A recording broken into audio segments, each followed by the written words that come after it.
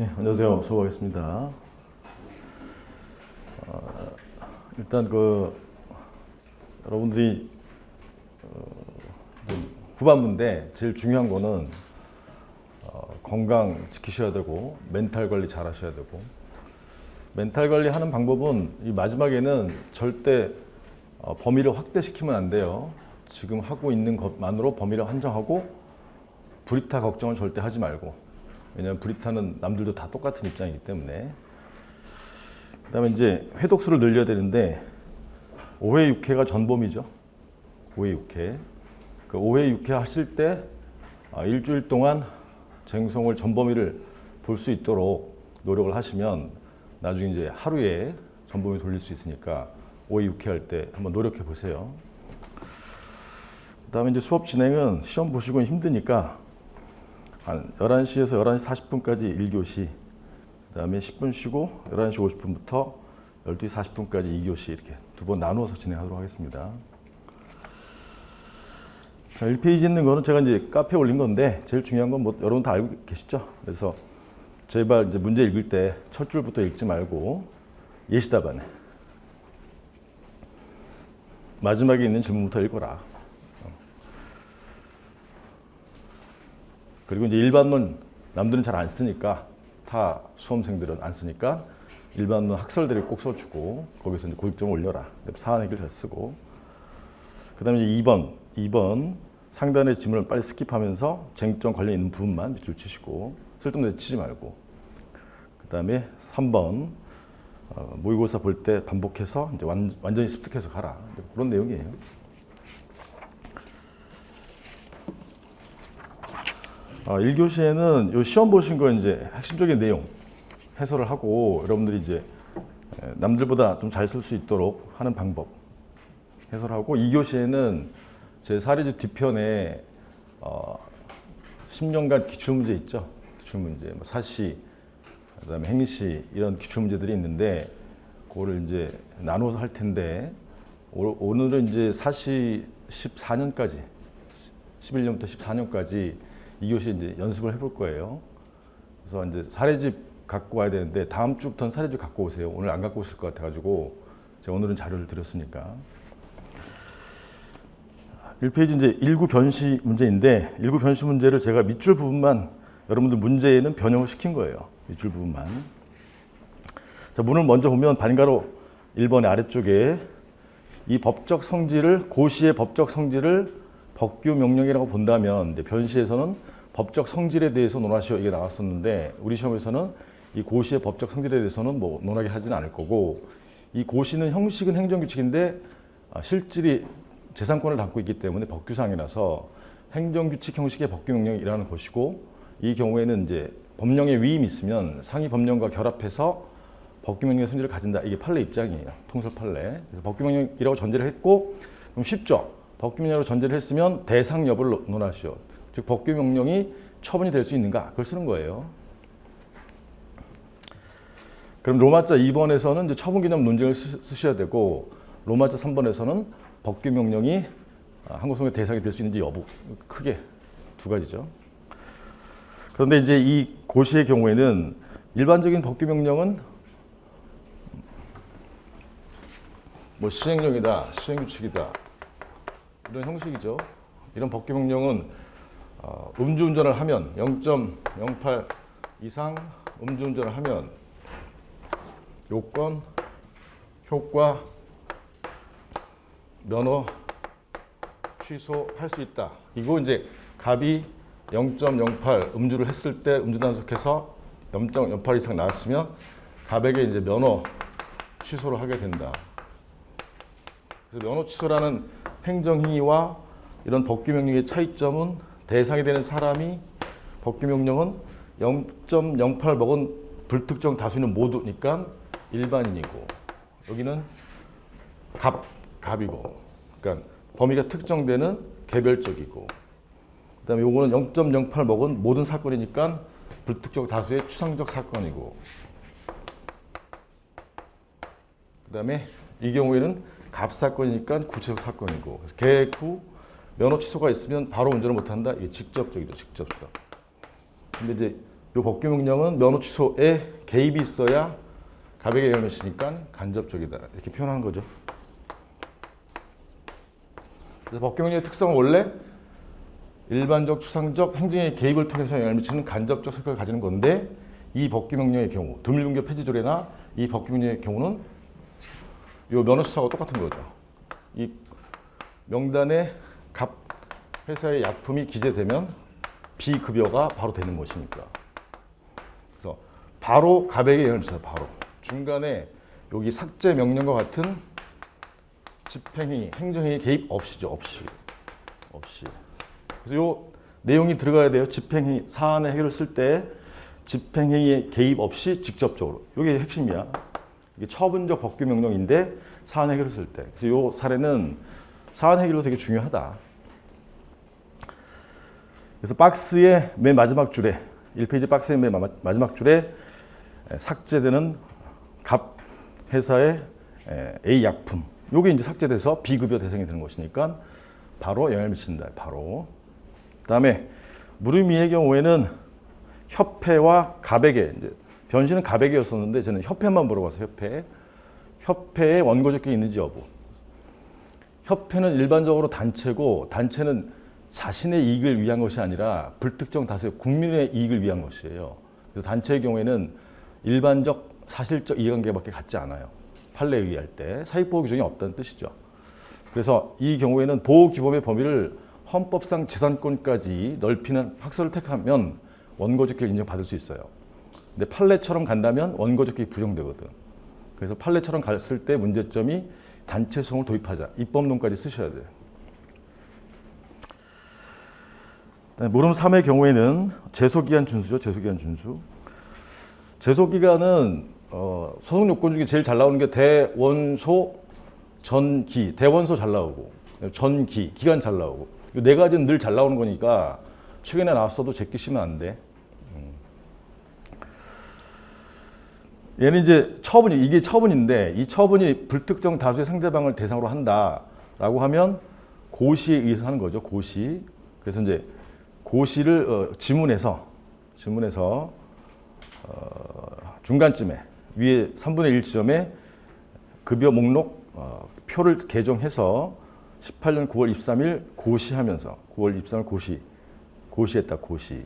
그래서 9월 23일 고시를 했는데 개별적으로 갑에게 통지는 안 했어요. 통지는 안 했다는 사실이 아래에서 하나, 그 박스 위로 하나, 둘, 세 번째 줄에 별도로 통지받지 못하여. 그걸 제가 넣은 거예요. 별도로 통지받지 못하여. 별도로 통지를 받았으면 그 통지받은 날, 예컨대 9월 23일이 안날이 돼요. 안날을 입증할 수 있으니까. 통지받지 못하면 안날을 입증하지 못하게 된단 말이야.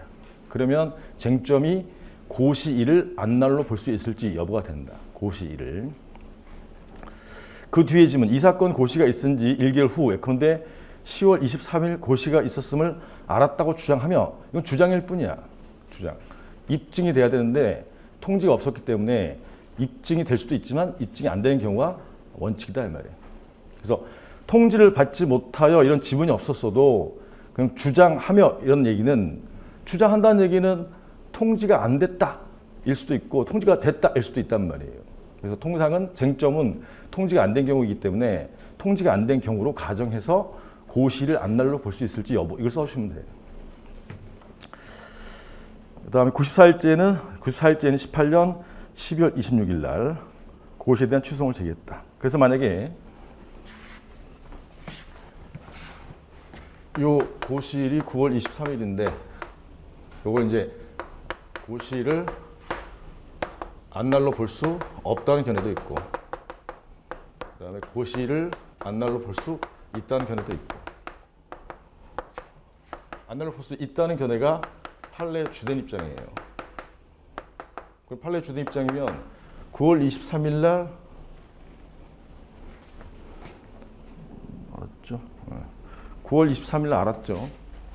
알았으면 안날로부터 20조 1항 본문에 따라서 이제 바로 소송하는 경우니까 90일이죠. 90일. 여기다 3 더하면 12월 23일까지 가야 되죠. 근데 기간이 지난 12월 26일 날 가고 있기 때문에 얘는 기간은 경과하게 돼. 그러면 각하 판결을 받게 된다는 거예요.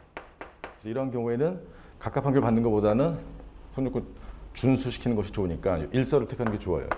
예외적인 판례 입장이죠. 개별 공시가에 대해서 만날로 볼 수 없다면 이제 2항으로 가죠. 있은 날. 있은 날로부터 1년이죠. 1년. 1년이면 이제 19년인가요? 9월 23일까지 갈 수 있으니까 기간 내죠. 네. 그래서 이 내용을 잘 써주는 게 중요해요.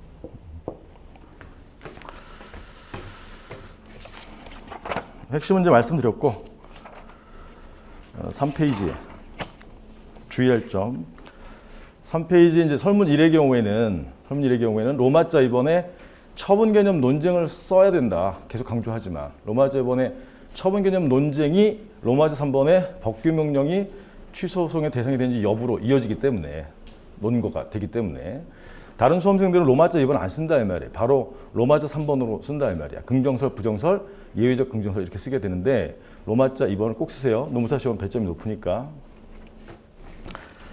그다음에 로마자 4번에 이제 사안을 해결해서 1번 법적 성질은 물어보지 않았는데 참고로 이제 상위 법령과 결합해서 대의적 순역을 가지는 법규 명령이다 이런 것이고 그에 대한 자료는 제 콕 교재 기본서 100쪽에 있어요. 뭐 물어보는 사람도 있어서 표시를 해놨어. 그다음에 2번에서 제일 중요한 거는 삭제 품목란에 등재되면 갑은 바로 요양급여 등을 받을 수 없음을 바로라는 게 중요해요. 바로. 그 다음에 두 번째 줄에 다른 집행위가 뭐를 말하는 거예요? 행정행위죠. 행정행위. 면허 취소와 같은 행정행위, 삭제 명령과 이 사안의 경우에는 삭제 명령과 같은 행정행위 그런 것이 없이니까 그게 직접적이다. 그 단어가 들어가줘야 돼. 그래서 처분적 법규 명령으로서 대상이 된다.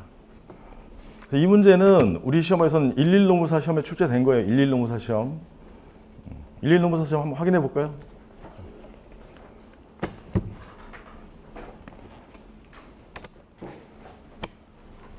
사례집으로 볼까요? 사례집. 232. 사례집 없으면 기본서 맨 앞쪽에. 232. 수산업자 사건 맨날 본 거잖아요.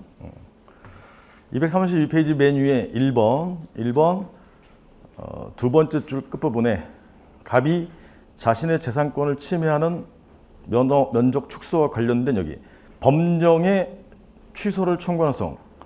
법령의 취소를 청구하는 소송은 취소송이죠. 취소송. 법령은 국회에서 만든 수산화 법률도 있고, 근데 법률은 입법 차원이라 제외되는 것이고, 행정부에서 만든 법령은 다시 두 가지. 그래서 이 문제의 경우에 두 가지를 써야 돼. 하나는 뭐죠? 대외적 순역이 있는 법규 명령의 경우, 로마자 2번의 경우. 하나는 대외적 순역이 없는 행정규칙의 경우. 이렇게 두 가지로 나눠 써야 돼. 근데 그 중에 주된 쟁점이 되는 것은 법규 명령이니까 뭐 법규 명령만 써도 상관이 없는 거죠. 뭔 말인지 이해 가시겠어요? 그럼 이 사안의 경우에는 지금 직접적이에요, 간접적이에요? 써봐. 결론만 써보라고. 우리 시험 기출문제도 못 쓰면 어떻게 해?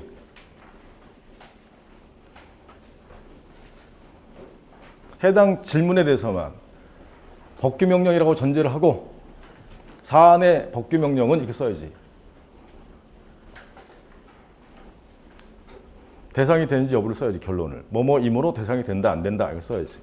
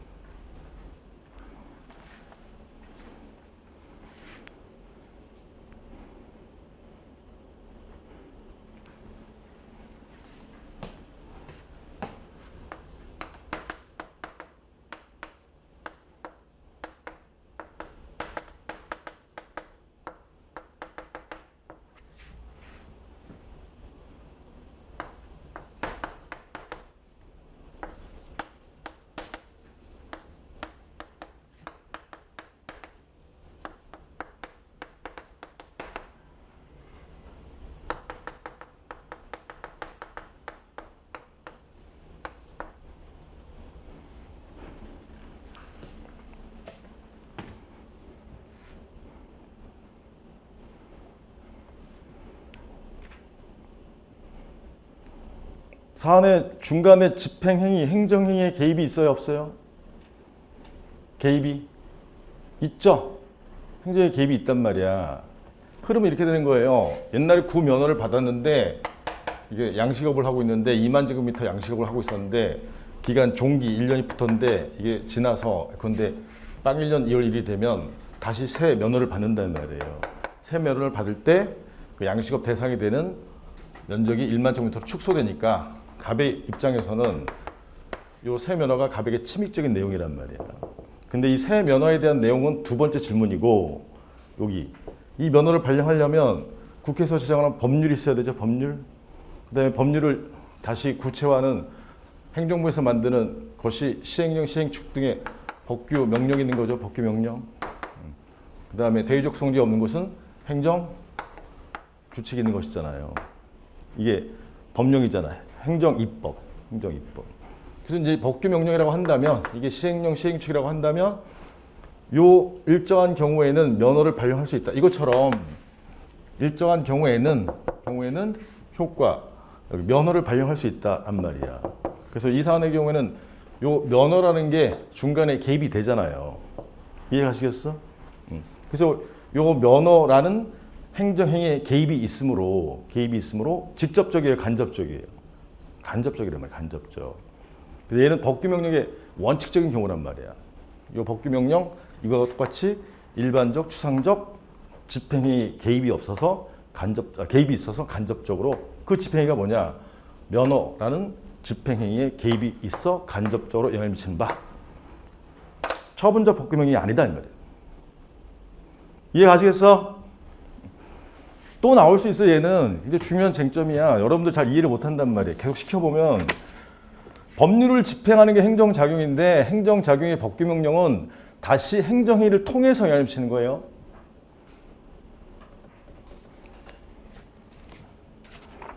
뭐 처분적 법규명령으로 쓰면 꽈락이야. 이 문제에서 사안 해결을 쓸 때 처분적 법규명령에 의해서 대상이 된다. 아웃이 아웃. 위에 아무리 잘 써도. 그 정도만 하고 다시 프린트물로 오겠습니다. 4페이지.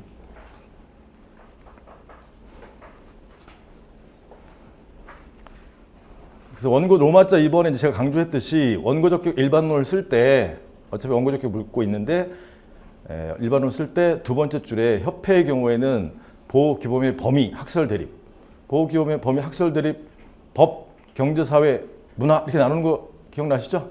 아니, 그게 아니라 여기 근거관계법규로 보는 것이 이제 판례, 헌법상의 기본권, 민법상의 일반원칙. 근데 이제 환경단체도 헌법상의 기본권까지 확대하면 된다. 재산권 이런 걸로. 그래서 원고직을 인정받을 수 있고, 그 다음에 판례에 의하면 부정되니까 두 번째 줄에 단체 소송 입법론까지 써줘야 된다.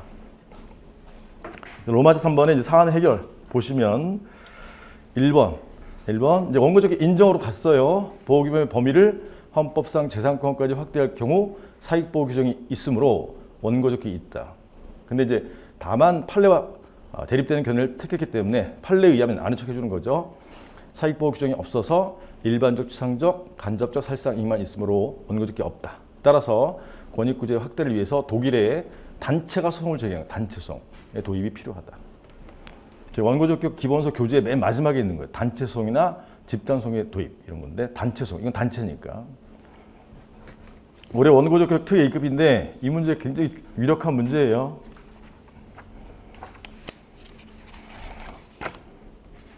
(5페이지)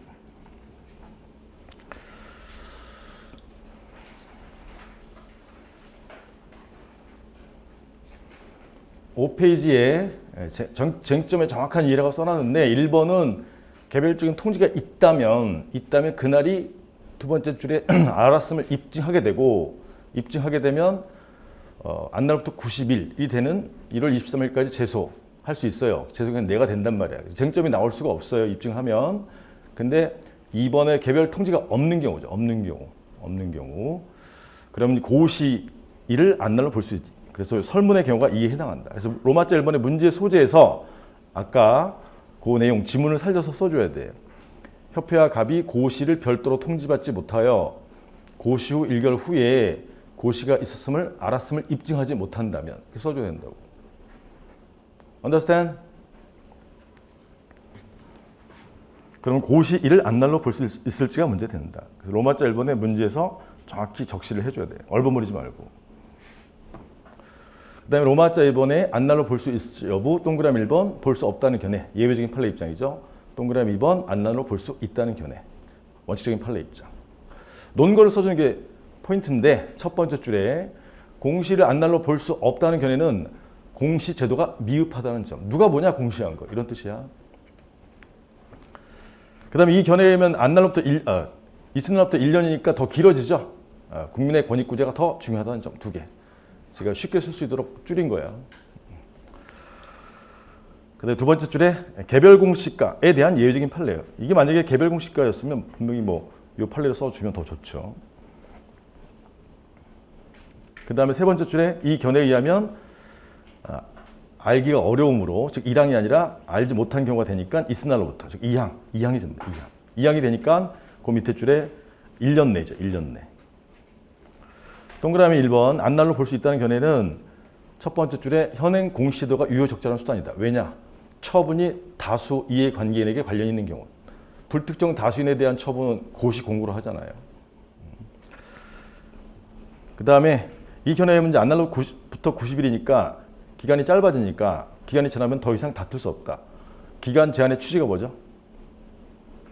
행정법 관계 안정성이 필요하다는 점.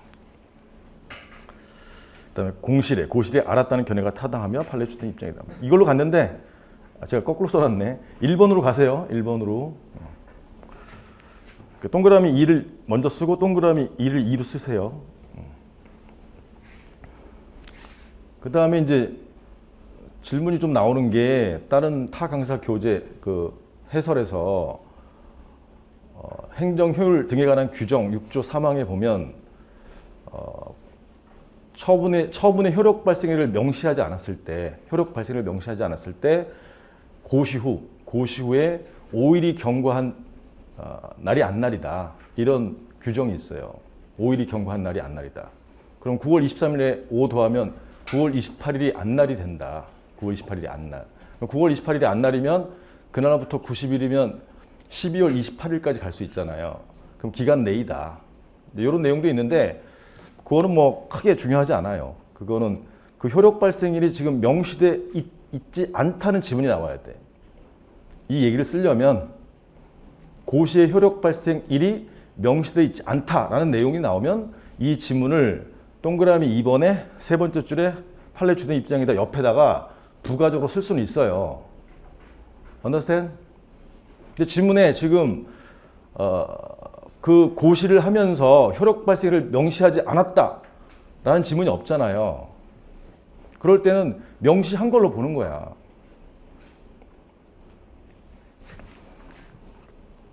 제 개인적으로는 그런 거는 쟁점이 아니다 이 말이야.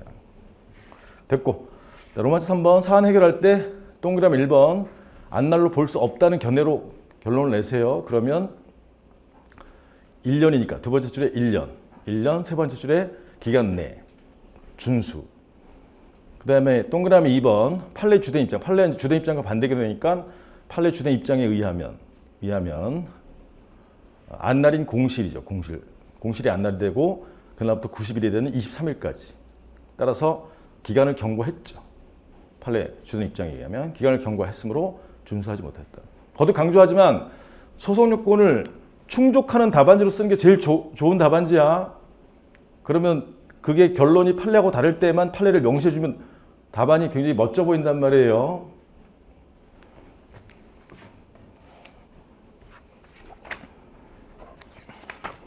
그리고 이 쟁점은 제 교재가 유일하게 잘 정리해 놓은 거예요. 제가 모든 교재를 다 털어가지고 교과서 다 읽어봤어. 근데 그 쟁점 정리가 미흡해.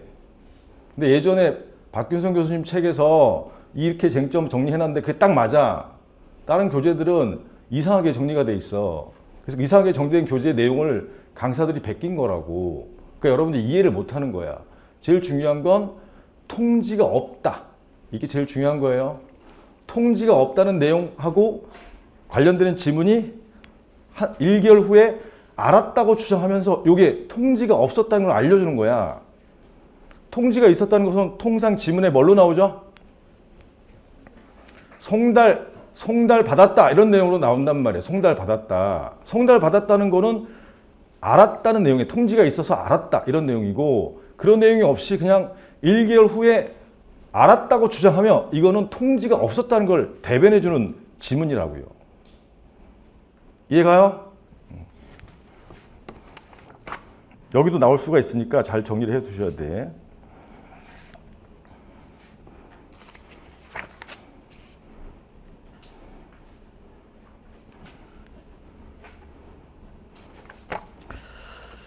다른 교재에 학설 드립 없어요. 그러니까 학설 드립 꼭 써주시고, 다른 교재에서는 판례 주된 입장만 소개한단 말이야. 판례 주된 입장 공시를 안날로 볼 수 있고, 그러다 보니까 기간이 경과하잖아요. 그러다 보니까 무리하게 아까 고시할 경우에 기간을 효과 발생을 명시하지 않았으면 5일이 경과한 날이 되면 기간 내가 되잖아요. 기간 내. 그걸 억지로 맞춰갖고 기간 내다 이렇게 할 수는 없다 이 말이야. 됐고, 자 6페이지.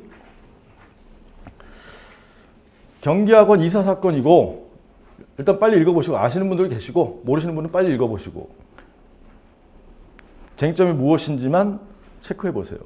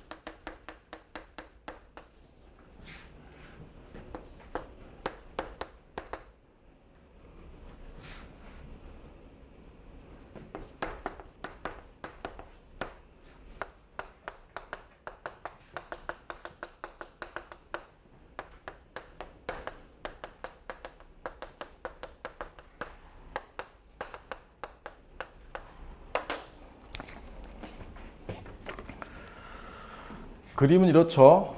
갑이 정시기사 승인 취소됐는데 자기에게 침입적 처분이니까 취소는 갔는데 임기 만료된 사안이고, 반대파 임시이사가 선임됐는데 이에 대해서 취소는 간 사안이고, 물론 여기 임기 만료됐고. 그래서 이제 일단 소송은 적법한가 이렇게 각각 별개로 제기했을 때는 각각의 소송 요건을 충족해야 되잖아요. 각각의 소송 요건. 그럼 대상적해서 쓸 내용은 로마자 2번에서는 요 취소가 처분에 해당하는지, 그 다음에 을에 대한 선임이 처분에 해당하는지. 요 취소는 승인이란 수익적 처분을 없앤 거예요. 취소, 직권 취소에 직권 취소. 취소인데 얘는 이름은 취소로 돼 있지만 얘가 아는 척 해주려면 취소인지 철회인지를 밝혀줘야 돼. 근데 뒤에 지문에 보면 결격 사유가 없어졌다고 나오죠.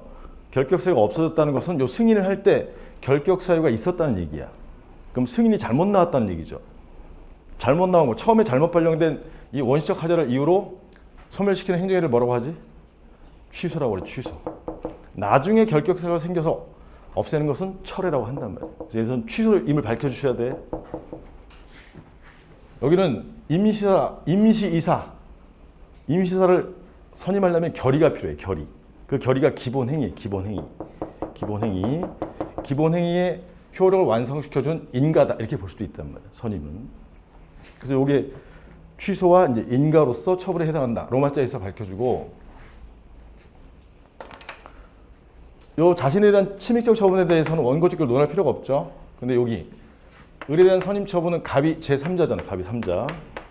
갑이 제3자로서 원고직을 갖는지를 꼭 써줘야 돼. 그 다음에 임기 만료는 배웠죠. 임기 만료.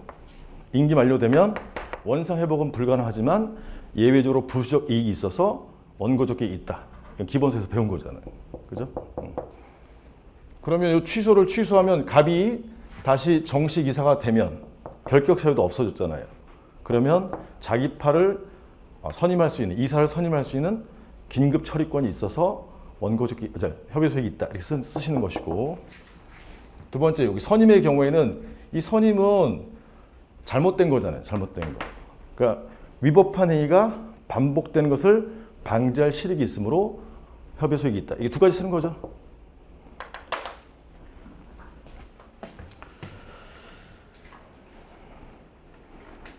그래서 이제 질문이 하나, 둘, 셋, 넷, 다섯 번째 끝부분에 갑이 제기한 취소 소송은 적법한 거니까 소송 요건을 쓰는 건데, 지금 소송을 두 개를 제기한 거예요. 네 번째 줄에 각각의 소송을 취소를 구하는 소송을 별개로 제기했다. 이해가시겠어요?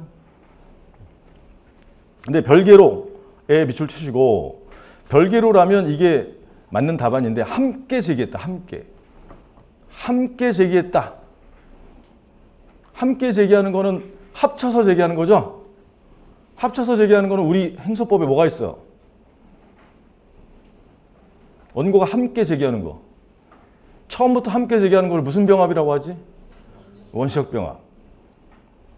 처음부터 함께 제기하면 이게 원시적 병합이야. 그럼 병합 있는 거 우리 행소법에 뭐가 있어요? 병합이라는 단어 쓰는 거 관련 청구의 병합이에요. 관련 청구의 병합. 관련 청구의 병합 10조 2항이야. 10조 2항. 그럼 관련 요 취소 처분, 이 갑의 임원 취임 승인이 취소되었기 때문에 을이 선임된 거잖아요. 선임. 그러니까 이 선임은 이 취소 처분과 관련되는 처분이란 말이죠. 관련된 처분. 10조 1항 2호야. 10조 1항 2호. 10조 1항 2호의 관련 청구 소송이란 말이에요. 이해하시겠어요?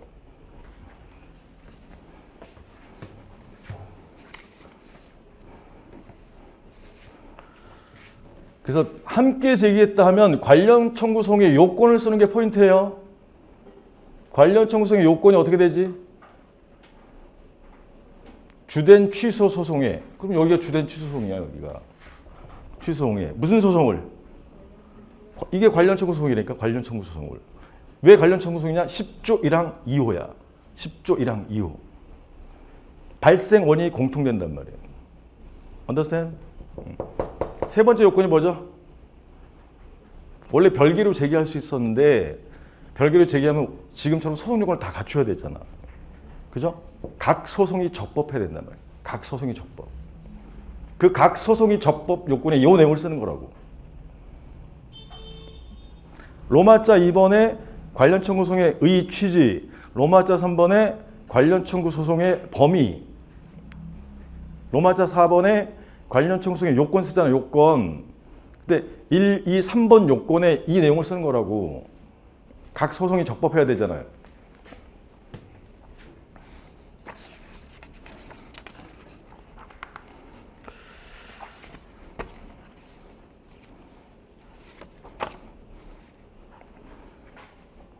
그래서 7페이지 로마자 5번의 사안 해결에서 1번 대상 적격에서는 첫 번째 줄에 임원 취임 승인 처분 성립 당시에, 저 처분 당시에 결격사를 이유로 소급하여 효력을 상실시키는 강학상 취소이므로, 이런 단어가 들어가주면 좋다 이 말이야.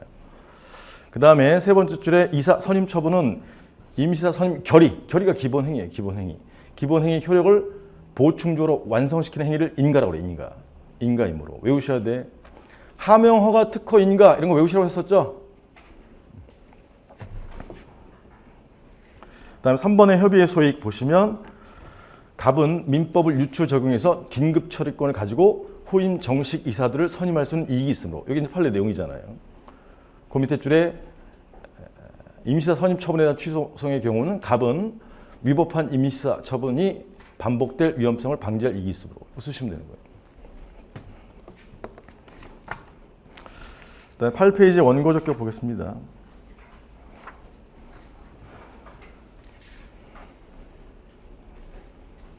이거하고 비슷한 사안인데 8페이지에 맨 위에 첫 번째, 두 번째, 세 번째 줄까지가 이제 사실관계, 가로안이 사실관계, 가로안이.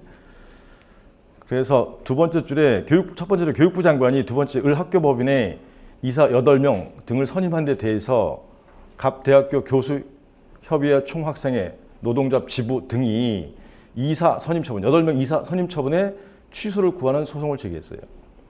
이사 선임 처분의 상대방은 이사죠. 이사. 교과부 장관이 A, 이사가 B, B에 대해서 선임 처분이 나왔단 말이야. 그러면 교수협의회나 총학생회나 노동조합 지부는 제3자죠. 제3자니까 뭐가 되는 거야? 쟁점이. 원고적격이 되는 거죠. 근데 그 판례 내용은 교수협의회나 총학생회는 원고적격이 있고 노조 지부는 원고적격이 없다. 이런 내용이에요. 예전에 한번 가르쳐 드린 거죠, 이거?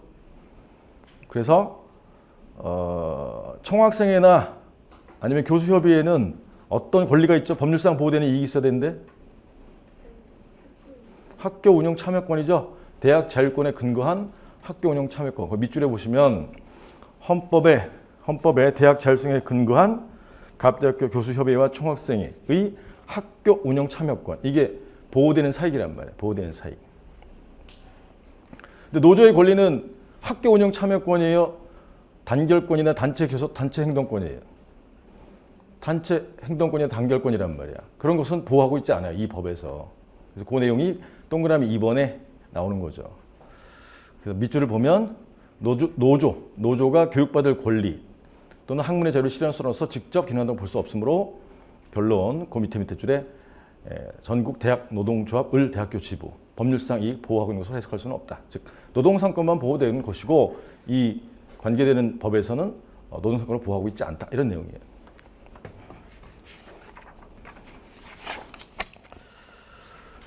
9페이지 이문삼문 뭐 그동안 계속 강조하고 풀어온 거니까 제 수업을 들으신 분들은 뭐 시간 단축용으로 빨리 쓰셔야지. 자, 양가로 1번에 A의 진료비 지급 거부는 처분인가? 그러면 금전 지급 거부가 처분이 되기 위한 요건, 즉 거부의 처분성 요건 중에 금전 지급 거부가 처분이 되기 위한 요건, 그걸 쓸 수 있어야 되죠. 그래서 행정청의 확인 결정, 요 완산구청장 A의 확인 결정에 의해서 진료비 청구권이 발생하기 때문에 비로소 발생하기 때문에 처분이다. 그거 쓰는 거잖아요. 처분이라면 이 처분에 대해서 전주민사지방법원에서 재판할 수 있는가? 재판할 수 있는가 하면 이 법원에 관할권이 있는가를 물어보는 관할권이. 또는 이제 확대 해석해서 관할권이 있어? 관할권이 있으면 지금 민사소송을 취소소송으로 소변경해서 재판할 수 있는데 그래서 소변경도 쟁점 이렇게 볼 수도 있지만 소변경을 물어볼 때는 양가로 이 참고 문제의 양가로 가처럼 위 소송이 적법하지 않다면 즉 민사소송을 잘못 제기했는데 그럼 소송이 부적법한 거예요. 취소를 제기했어야 되니까. 그러면 갑은 행소법상 어떤 절차를 통해서 구제받을 수 있는가 이렇게 소변경을 쓰려면 원고 얘기가 나와야 돼. 원고 얘기가 소변경을 신청하는 거니까. 그래서 재판할 수 있는가 이렇게 물어볼 때는 관할권만 쓰시는 거야. 그래서 양가로 1번의 쟁점은 로마자 2번 거부가 처분이 되게 한 요건, 로마자 3번 관할 인정 여부. 관할권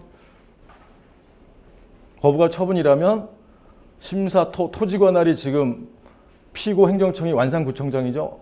완산구청장 소재지에 행정법원이 없으니까 전주 민사 지방법원 본원 합의부가 대신한다. 그래서 관할권이 있다. 이렇게 된 거죠. 관할권이 있다.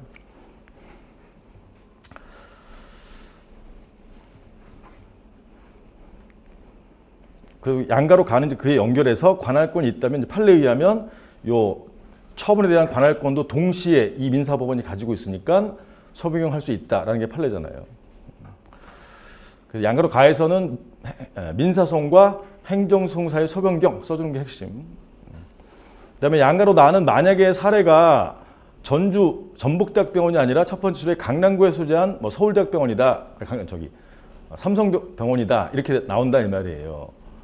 그러면 세 번째 줄에 민사소송을 서울중앙민사지방법원에 제기하게 되는데 그러면 거부가 처분이라면 그 처분에 대해서는 두 번째 줄에 강남구청장 A의 소재지에 관할권이 있잖아요. 강남구청장 A의 소재지는 서울이니까 서울행정법원에 관할권이 있고 요 민사법원에는 관할권이 없잖아요. Understand? 그럼 어떻게 해줘야 되죠? 이송해줘야 되죠. 이송. 관할권이 없으면 이 관할권이 있는 법원으로 이송해줘야 된다. 네 번째 줄의 질문이 해당 법원은 어떻게 해야 하는가? 이송해 줘야 된다. 얘도 관할을 딱 써주고 관할 위반에 따른 이송, 7조를 유추 정해서 이송해 줘야 된다. 이 내용이에요.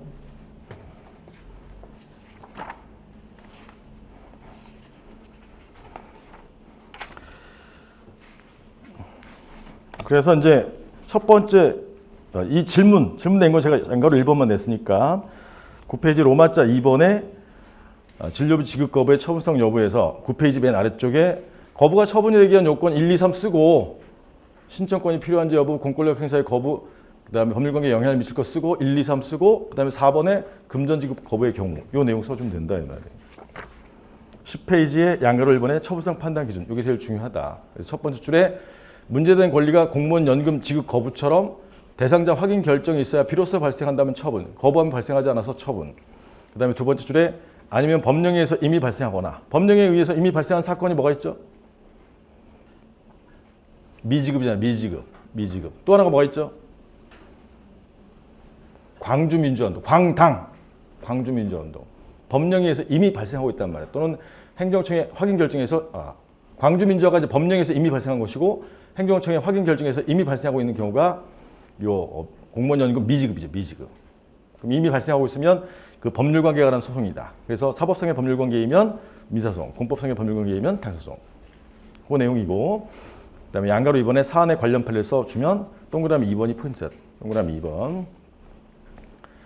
의료보호 법령 요건에 해당하는 것만으로 바로 구체적인 진료비 청구권이 발생하는 것은 아니라 보호기한, 완산구청장의 심사 결정에서 비로소 구체적인 청구권이 발생한다 할 것이므로 도움 거부는 처분이다. 이거 써준 거죠.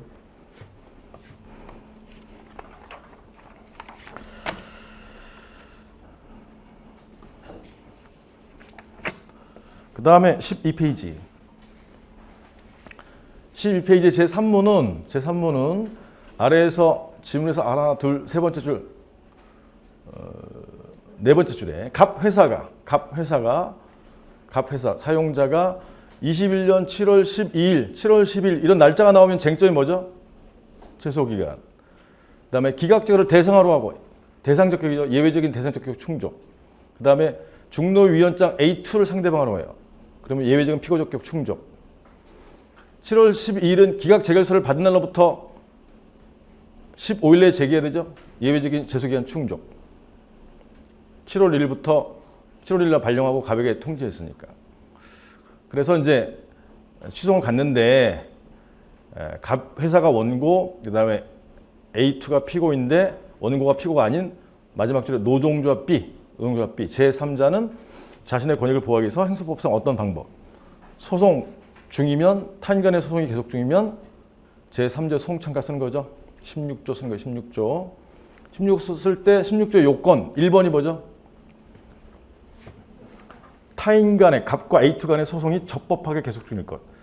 그 소송이 적법하려면 소송 요건을 갖춰야 된다는 내용을 요 대상적 격, 그다음에 기간, 그다음에 피고적 격 그런 걸로 포섭시키셔야 된다 이 말이야. 그다음에 두 번째 요건이 뭐죠? 소송 결과에 의해서 권익 침해를 받을 삼자인데 그 권익이 뭐죠? 법률상 이익이야. 법률상. 이 사안의 노조의 법률상 이익이 뭐죠? 노동법적 이익이잖아. 그래서 노동법적 이익은 노동상권도 있고 또 하나는 근로자는 별개로 구제 명령을 신청할 수 있는 신청권도 있고 그 두 가지 써주는 거예요.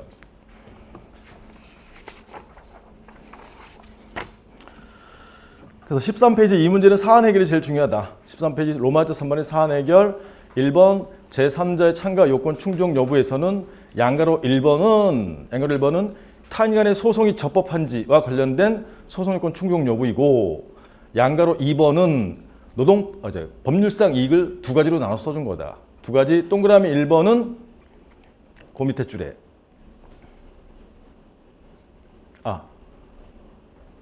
동그라미 2번에 보시면 근로자의 구제 신청권과는 별개의 구제 신청권을 주고 있다. 또 하나는 이제 노동상권을 주고 있다. 그게 보호하고자 하는 노조 비의 단결과 같은 법률상 이익 침해 우려가 있다. 그래서 법률상 이익을 두 가지로 나눠서 써주시면 돼요. 그 다음에 참가했을 때 2번에 공보참 써가지고 공보참의 행위 어기죠. 어기. 그 두 번째 줄에 A2 행위에 어긋나는 행위를 하거나 독립하여 상소하고 상소 기간도 독립하여 기산. 그걸 써 주어서 권익을 어떻게 보호하는지 써주면 된다. 제 사례집에 있는 거 몇 번 했었잖아요. 그다음에 그 다음 페이지 175 하단에 좀 이따 이제 사시문제 쭉 풀어보다 보면 세무조사가 처분지를 물어보는 문제가 나와요.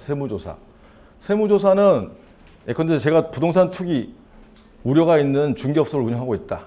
그럼 저의 사무실에 확 들어와서 막 서류 압수하고 이런 거예요. 제 동의를 받지 않고 조사하는 것이기 때문에 권력적 조사라고 그래요. 권력적 조사. 권력적 일방적인 사실행위야. 그래서 권력적 사실행위. 그래서 처분 개념 논쟁이 문제가 되는데 얘도 최근에 예외적으로 인정했어요. 그래서 제 기본서 175 하단 세무조사 판례에서 첫 번째 줄 끝부분에 다만 판례는 권력적 사실행위라고 보여주는 단교서 앞 거기에 세 번째로 세무조사를 하나 더 넣으라고. 세무조사. 두 문자가 단교서 앞세. 권은 뭐죠? 권고죠. 권고. 성희롱 권고. 단교서 앞세 권. 이렇게. 그 다음에 그 밑에 181페이지에 추가해서 양가로 7-1의 반복된 거부의 경우 이게 변시 기출 내용이에요. 그래서 그걸 추가해 놓으시면 돼. 처음에 거부당했는데 예컨대 제가 최근에 그 피해 보상이죠. 코로나 피해 보상 거부당했는데 다시 또 신청을 했어요. 근데 또 거부당했어. 2차 거부. 근데 2차 거부가 처분이 되려면 첫 번째 줄에 제 신청의 제목 여부에도 불구하고 그 내용이 새로운 신청을 하는 취지라면 제2 거부도 처분으로 봄이 원칙이다. 그게 같다는 거예요. 양가로 8번의 공증은 우리 시험에 나오기는 힘들고 뭐 이런 게 있다 정도만 알고 계시면 됩니다. 좀 쉬었다가 12시에 들어오세요. 12시에 들어오고 그 뒤에 페이지가 180으로 돼 있는데 제 사례집에 맞추기 위해서 180부터라고 한 거예요. 그 사례집 갖고 계신 분은 사례집 180페이지 펴시면 되고 없으신 분은 이 자료로 하고 다음 시간부터 사례집 갖고 오셔서 사례집으로 연습하시면 돼요. 좀 쉬었다 보죠.